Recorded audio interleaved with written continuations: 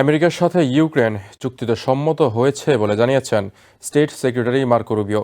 এর মধ্য দিয়ে রাশিয়ার সাথে ৩০ দিনের যুদ্ধবিরতি নিশ্চিত এবং দেশটির সাথে যুদ্ধ বন্ধের ক্ষেত্র তৈরিতে আরও এক ধাপ অগ্রসর হলো ইউক্রেন। মঙ্গলবার সৌদি আরবের জেদ্দায় অনুষ্ঠিত বৈঠকের পর রুবিও জানান, তারা এই প্রস্তাবটি রাশিয়ার কাছে তুলে ধরবেন এবং তিনি আশা করেন রাশিয়া এতে সম্মত হবে। রুবিওর মতে, রাশিয়া একবার প্রাথমিক চুক্তিতে সম্মত হওয়ার পরই প্রকৃত আলোচনা শুরু হবে।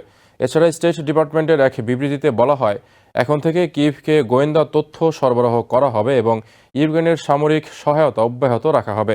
এদিকে আমেরিকার সাথে ইউক্রেনের বৈঠক ফলপ্রসূ এবং গঠনমূলক হয়েছে বলে সামাজিক মাধ্যমে দেয়া এক পোস্টে জানিয়েছেন প্রেসিডেন্ট জেলেনস্কি।